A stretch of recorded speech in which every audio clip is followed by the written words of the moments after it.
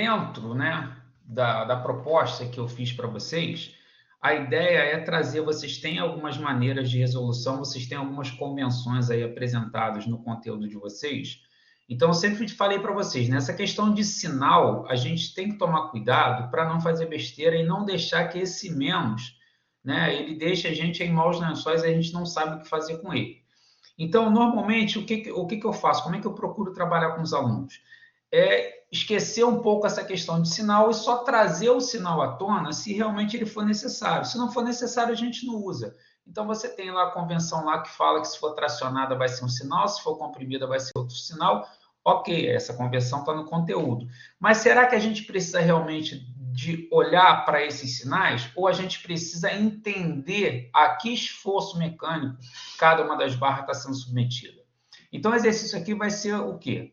Primeiro, a gente vai fazer, né, um entendimento sem se preocupar com o sinal do que está acontecendo com cada uma das barras, mas a partir de uma análise. A gente vai olhar e vai entender o que está acontecendo, para a gente saber se está sendo tracionada ou se está sendo comprimida.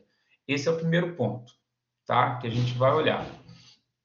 O segundo ponto, para esse exercício e para alguns outros que talvez vocês vão se deparar aí, o que a gente vai fazer? A gente vai fazer uma resolução, que vai ser uma resolução também alternativa.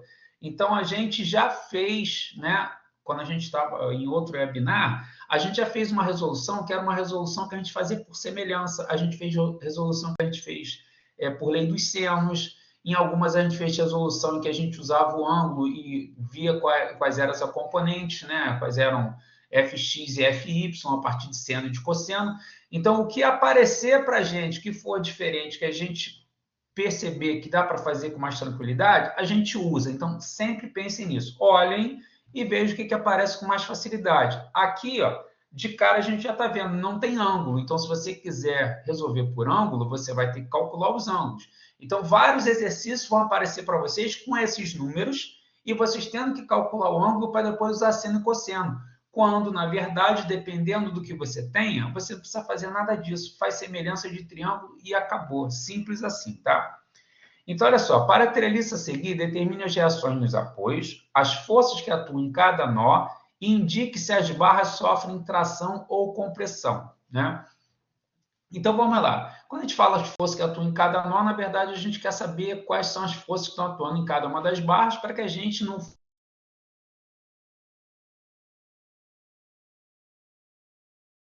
ao qual as barras estão submetidas. Então, o primeiro passo a gente já viu na semana passada, né? Qual é? Identificar as reações nos apoios. Então, eu vou ter lá, no apoio A, uma vertical em A, para cima, já que a carga a qual a treliça está sendo submetida, uma carga de 10 toneladas para baixo, e o normal é isso, tá, gente? Quando a gente tem uma viga, a carga normalmente é para baixo. Eu vejo uns exercícios aí de viga com carga para cima, eu não entendo muito, tá? Mas eu, particularmente, não faria um exercício desse com vocês. E no apoio B também uma reação em B que a gente vai chamar de VB.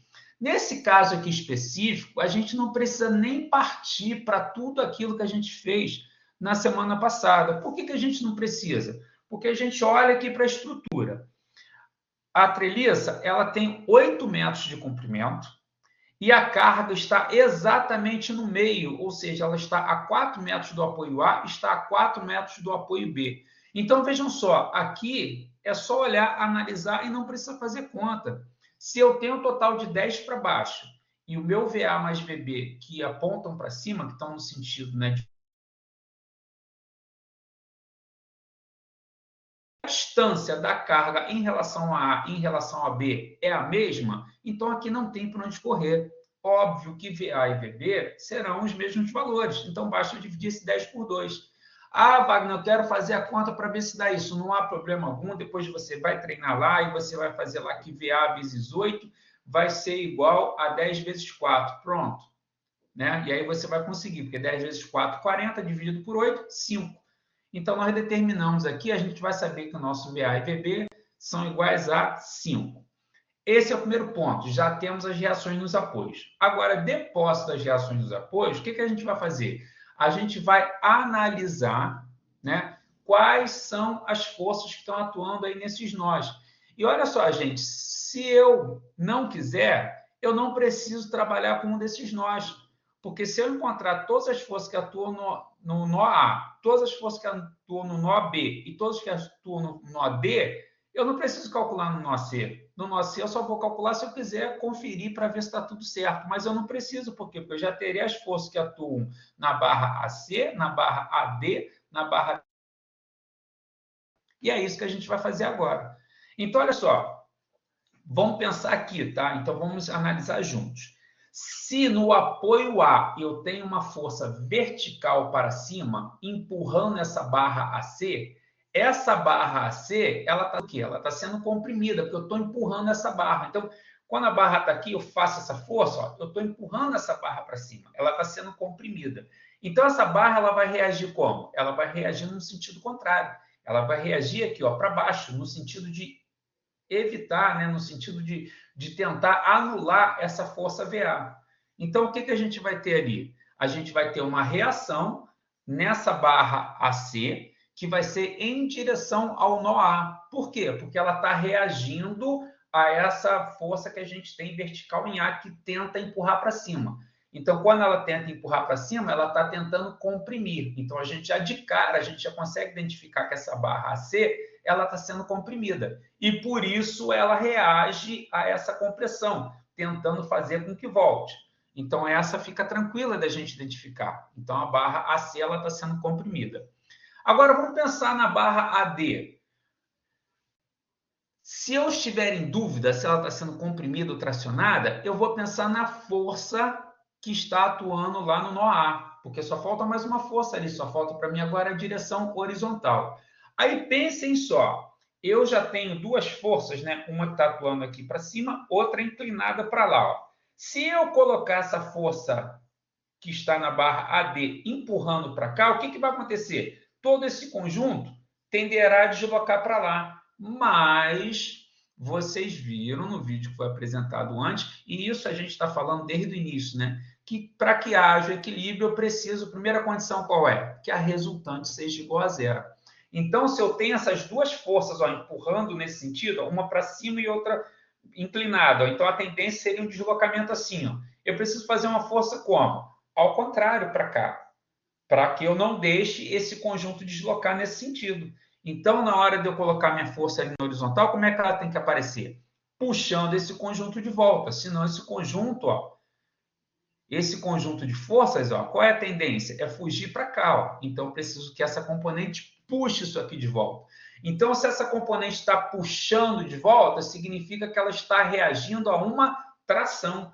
Essas duas forças, né? A força AC, FAC e a força VA, elas tendem a fazer o quê? Tendem a puxar essa barra D. Então, ela reage puxando de volta, né? Então, elas querem alongar a barra D, elas estão tracionando a barra D faz uma força para não ser tracionada. E aí a gente consegue entender que na barra D está havendo a tração. Se tiverem dúvida, tá, gente? Interrompe e a gente explica de novo.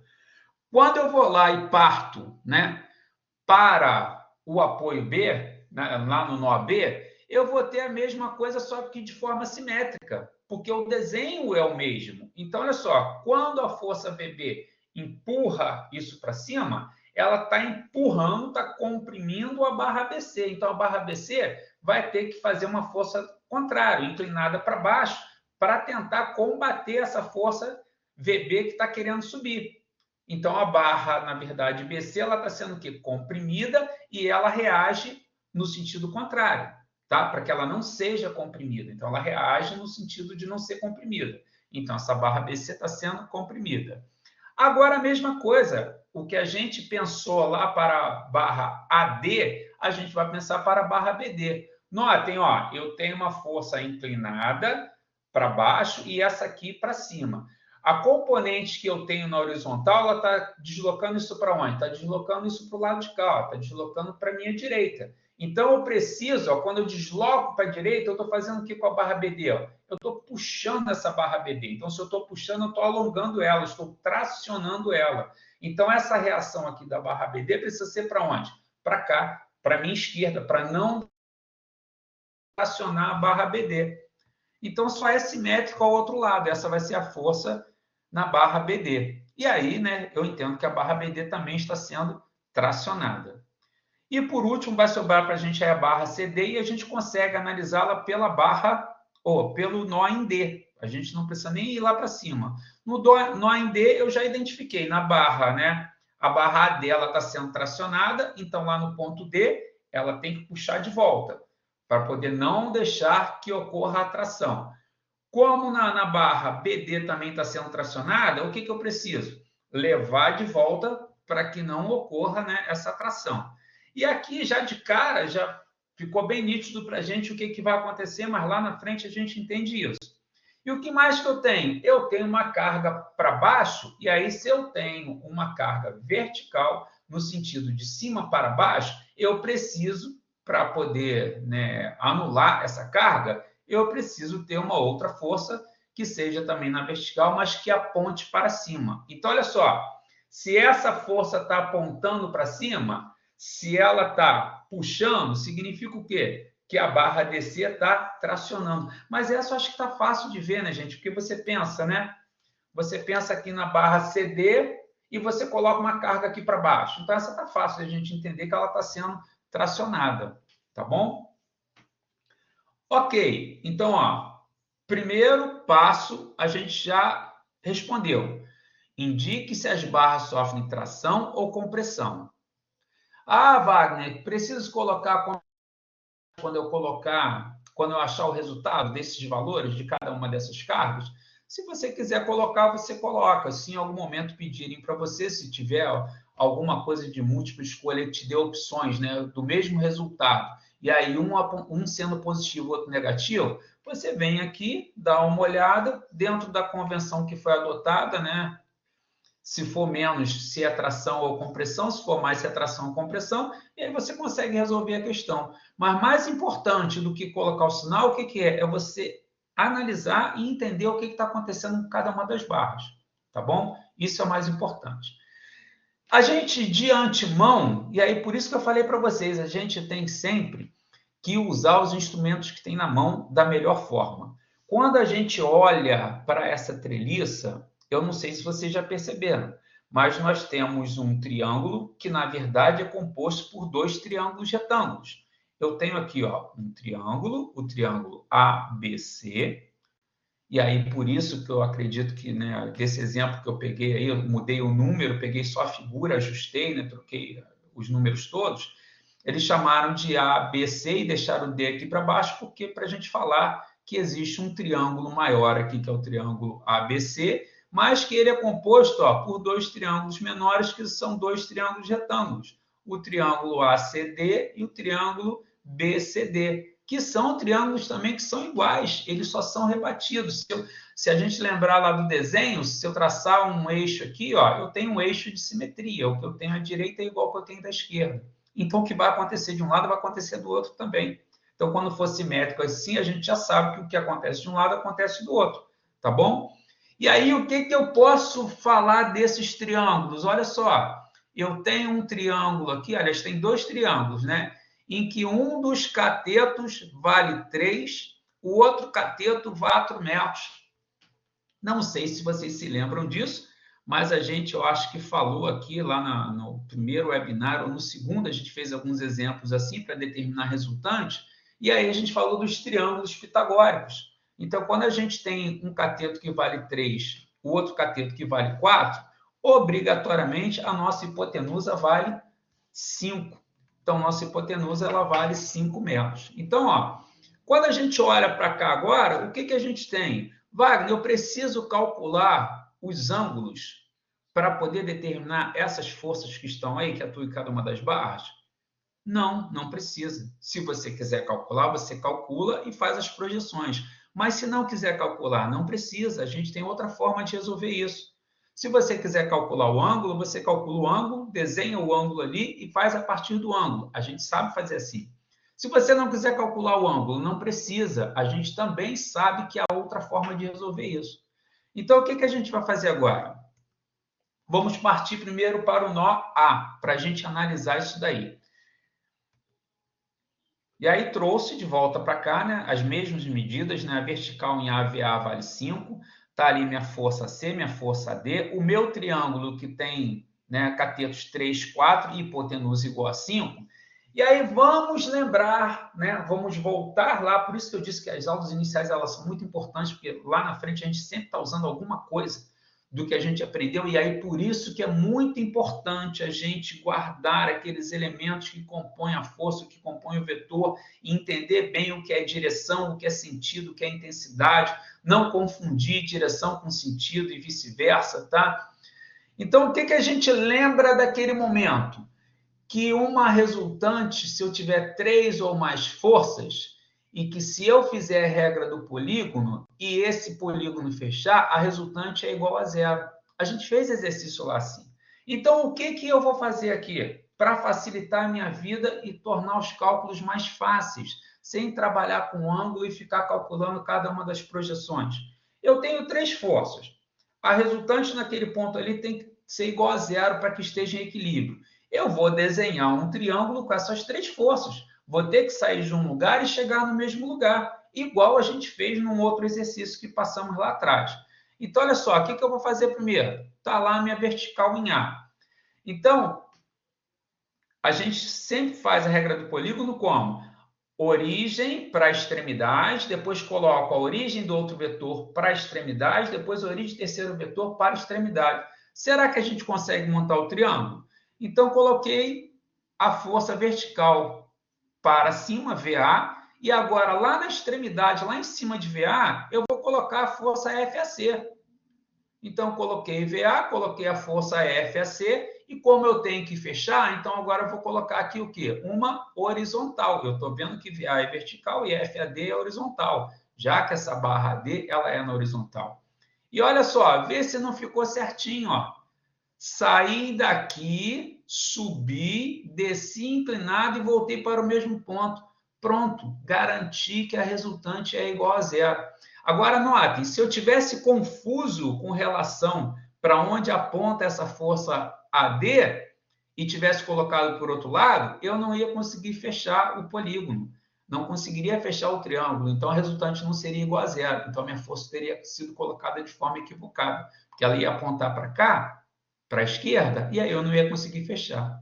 Agora, olhem, gente, o que eu tenho? Olha, eu tenho aqui um triângulo 3, 4 e 5. E eu tenho um triângulo aqui, ó, que tem essas mesmas direções, tá? As direções são as mesmas, e que eu tenho 5, FAD e FAC. Esses dois triângulos são triângulos semelhantes. Então, o que eu faço? Vou voltar lá no que eu aprendi lá no ensino fundamental, talvez, alguns possam ter aprendido só no ensino médio, de semelhança de triângulos, e vou resolver isso. Uma hipotenusa está para outra, assim como um cateto está para o outro, assim como outro cateto está para o outro. Então, eu passo um dos triângulos em direção ao outro, sempre fazendo no mesmo sentido, tá? Então, vou pegar aqui uma primeira relação. Vou pegar aqui o FAC vai estar para a hipotenusa do triângulo 3, 4, 5. Então, FAC está para 5. Assim como o VA, que é o cateto que está na vertical, vai estar para o cateto da vertical que está na barra CD. Então, assim como 5 vai estar para 3. Pronto, acabou o problema, não apareceu seno nem cosseno, não decompus nada. Eu vou lá, simplesmente resolvo, vou passar esse 5 lá para cima, vai ficar FAC igual a 5 vezes 5 dividido por 3. E aí eu tenho que FAC igual a 8,33 toneladas. Resolvi o problema da força que atua na barra C. Essa eu já sei. A força que atua na barra D, vou fazer da mesma forma, ó. Vou colocá-la, ela está para esse cateto, que é o cateto horizontal, a força horizontal está para o cateto horizontal, que vale 4, e vou repetir isso aqui, ó. O vertical, que vale 5, está para 3. E pronto. Não usei cosseno, não usei seno, usei uma forma que eu vislumbrei que me daria menos trabalho, menos possibilidade de errar. E aí passo esse 4 para lá, divido e vou achar um FAC igual a 6,67. Tá? Então, eu consegui determinar quais são as forças que atuam na barra AC, quais são as forças que atuam, quer dizer, qual é a força que atua na barra AC e qual a força que atua na barra AD. Gente, quando eu virar agora lá para o nó em B, a gente viu que há uma simetria. Então, os valores serão os mesmos. Tem que ser os mesmos. Por que tem que ser os mesmos? Porque a vertical em B também vale 5. Mas a gente pode tirar essa dúvida fazendo as contas, sem problema algum.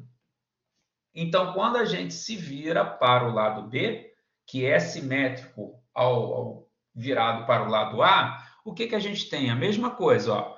O triângulo retângulo com catetos 3, 4 e hipotenusa 5 e as forças que eu preciso juntar e formar um triângulo e que vai ser um triângulo retângulo, já que eu tenho uma força na horizontal e outra na vertical. Vou proceder da mesma forma. Desenho a minha vertical em B, que vale 5 toneladas. Agora vou descer inclinado com a minha força que atua na barra BC e depois volto na horizontal com a força que atua na barra BD. Tá vendo? Aqui, novamente, se eu tivesse dúvida do sentido, sentido é para onde aponta. Se eu tivesse dúvida do sentido dessa força e tivesse colocado lá para frente, ó, eu não conseguiria formar o triângulo. Então, a resultante não seria igual a zero. Para ela ser igual a zero, a gente lembra que eu falei para vocês, pensa como um deslocamento. Então, ó, saí daqui, vim para cá, depois vim para cá e depois voltei para o mesmo lugar. No final das contas, eu não saí do lugar. Então, a resultante é igual a zero. Vai fazer essa analogia, tá?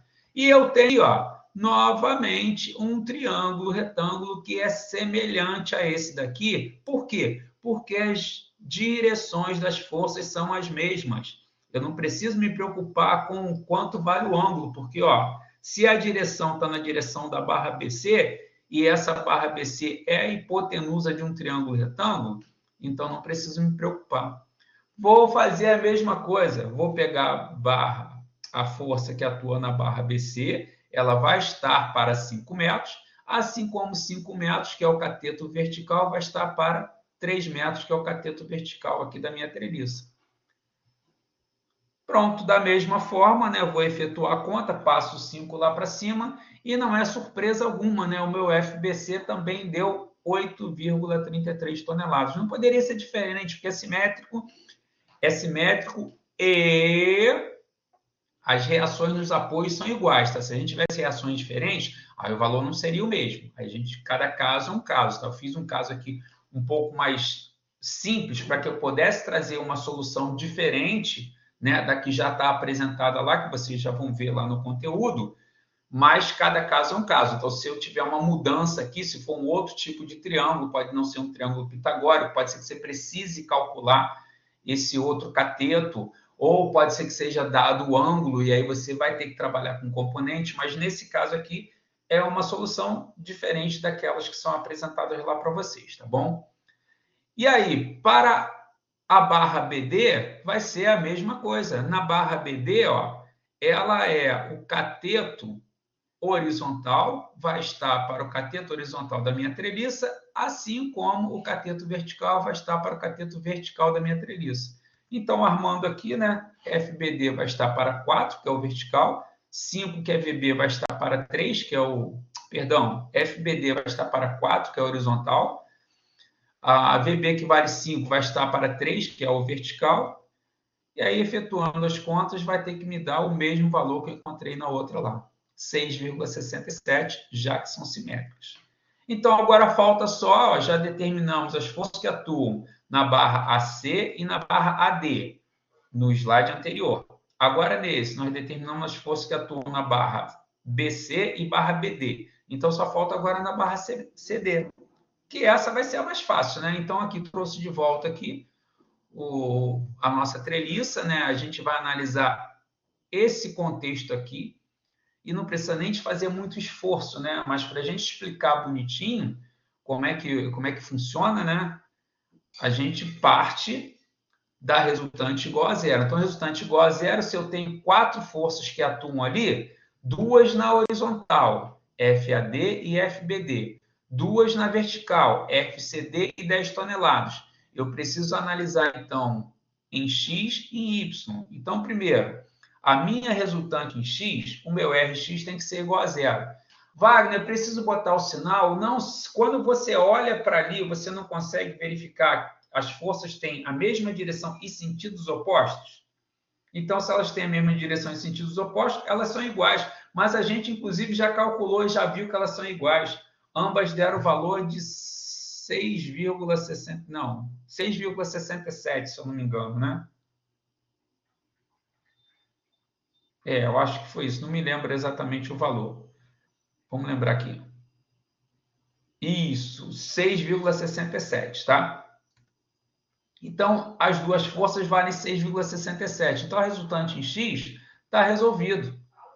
A gente sabe que FAD igual a FBD. A gente, inclusive, já calculou e já demonstrou isso. E agora, o que sobrou? Sobrou no eixo Y. Minha resultante em Y tem que ser igual a zero.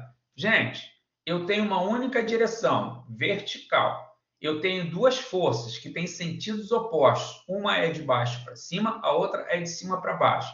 Para que a resultante seja igual a zero, basta o quê? Que elas tenham o mesmo valor. Então, a FCD vai ser igual a 10 toneladas. Então, a partir desse exemplo que eu trouxe para vocês, o que eu procuro demonstrar? Procuro demonstrar para vocês como é que a gente analisa as treliças, tá? Então, você vai ter que analisar cada um dos nós. Não é necessário analisar todos. Você descobriu a força que atua na barra. Se você tiver outro nó e você já tiver descoberto a força, você não precisa mais. Aqui, ó, eu não preciso analisar em C, por quê? Porque eu já descobri a força que atua nessa barra, AC, já descobri a força que atua na barra CD e já descobri a força que atua na barra BC. Então, não preciso analisar o nó C. Ah, Wagner, depois eu quero analisar para ver se vai dar resultante igual ali a zero. Pode analisar, vai dar resultante igual a zero, não tenha dúvida disso. Só que, aí, naquele caso ali em cima ali, vocês vão ter que construir um outro triângulo, e aí o triângulo já não vai ser mais o triângulo que a gente estava utilizando aqui embaixo. Aí, possivelmente, vocês vão ter que calcular ângulo, ou vão ter que dividir o triângulo em dois para formar um triângulo retângulo, vão precisar de um outro recurso aí de geometria, tá bom? Mas eu garanto para vocês que em C também a resultante vai ser igual a zero. Então, a resultante é igual a zero em cada um desses nós, tá ok? Então, o objetivo era esse, trazer e mostrar para vocês que a treliça, a gente tem várias fórmulas, né, de calcular esses esforços, e que o interessante é primeiro você analisar cada uma das barras para entender se ela está sendo tracionada ou comprimida, porque só pode acontecer isso com as barras, tá? As barras só sofrem esforço ou de tração ou de compressão. As barras sempre terão forças que a gente chama de forças normais, que eu expliquei para vocês e foi reforçado agora nesse vídeo. São forças que atuam perpendicularmente em relação à seção transversal. Então, se eu tenho uma barra aqui, ó, essa força que atua perpendicularmente em relação à seção transversal, isso é uma força normal. A gente também chama essa força, quando a gente vai dimensionar por tração e compressão, de força axial. É a mesma coisa, tá? Para a gente aqui é força normal. Não tem força cisalhante nas barras que compõem uma treliça. Diferente do que a gente viu do diagrama de esforço cortante quando a gente falou